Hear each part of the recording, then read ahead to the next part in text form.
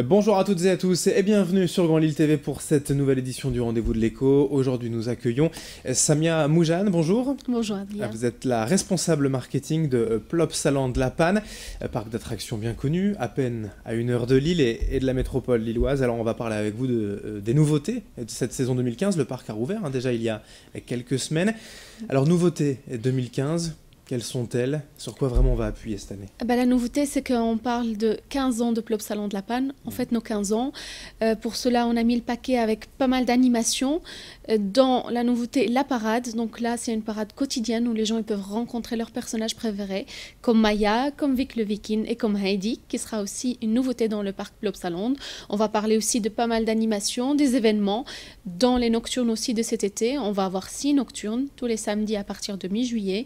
On a des nocturnes avec plusieurs thèmes, dont Viva Brasilia, les Fiesta Latina et la France, qu'on va mettre à l'honneur. Il y a un peu plus, c'est-à-dire de nocturnes qu'auparavant, en fait. Oui, Voilà, tout à on fait. met l'accent aussi sur ces animations. Tout à fait. En fait, ce sont des jours où on a beaucoup de gens qui souhaitent rester le plus longtemps possible. Donc, on garde le parc ouvert jusqu'à 22 heures. On met des nocturnes avec des événements, de l'animation. Bien sûr, l'accès aux attractions. Et aussi, on clôture la journée avec des feux d'artifice. Alors une des nouveautés forcément incontournables, peut-être la grande nouveauté voilà, pour l'entité Plopsaland, c'est le centre aquatique qui a ouvert en mars, il y a quelques semaines maintenant. Plops Aqua, ça c'est un investissement vraiment important pour le parc. Oui, en fait, Plops Aqua, c'est un investissement de 16 millions d'euros. Donc c'est, comme on dit, un parc aquatique. Donc on a voulu créer l'atmosphère de Plopsaland, ou plus précisément pour les gens qui connaissent Plopsaland, Mayaland. Donc c'est un espace entièrement couvert, entièrement thématisé. On retrouve des personnages, une ambiance, mais on retrouve énormément d'attractions, de l'amusement pour toute la famille, des tout petits avec des petits bassins, comme tout ce qui est piscine, rivière sauvage, le bassin déchaîné, avec l'intervention des effets de tonnerre, de tempête et de la pluie. Et puis bien sûr... Alors pour y revenir vraiment en fait, à tout ce qu'il y a, c'était un investissement qui était important. Primordial en fait par rapport à d'autres, à la concurrence, voilà, de proposer aussi peut-être en fin de journée un moment aussi de détente, piscine en famille, enfin c'était... C'est un élargissement en fait de l'offre. Le parc Plopsaland en lui-même, on propose plus d'une 50aine d'attractions. C'est vrai qu'on a énormément de choses à faire sur une journée, plus les animations qu'on a sur place. Et on a vu en fait que par rapport à la demande, dans la région aussi, il y avait une forte demande pour avoir ce type de projet. C'est pour ça qu'on a mis en place on va dire cette réalisation a été mise en place avec la commune de La Panne. Voilà, une collaboration avec la commune pour offrir entre guillemets aux habitants de La Panne des environs une piscine à proximité, une piscine municipale en fait. Oui, parce qu'on a en fait une partie qui est une piscine de 25 mètres avec 4 couloirs. Donc là, c'est vraiment la partie dédiée on va dire aux habitants. Mais il y a aussi une offre qui est élargie avec l'ensemble de ce qu'on propose dans le parc Plops Aqua. Petite question rapidement, Plopsaland, le parc d'attractions historique est ouvert, on va dire la belle saison, mais de mars à novembre. Plops Aqua, ça sera ouvert toute l'année, il y a une ouverture toute saison. Oui, oui. Pour Plopsaland, on est ouvert on va dire, début avril jusqu'au fin décembre. Donc, c'est vraiment jusqu'aux vacances de Noël. On peut rencontrer à ce moment-là le Père Noël avec une piste de patinage. On a vraiment des choses sympas pour l'ambiance de Noël. Par contre, Plops Aqua, l'objectif, c'est que, bien sûr, qu'il soit ouvert tous les jours. Les tranches d'horaire changent forcément en fonction des périodes. Il y a des périodes où forcément on a besoin d'une ouverture large de 9 h jusqu'à 21 h même. Et il y a des jours où on est ouvert de 14 h jusqu'à 18 h ou jusqu'à 19 h.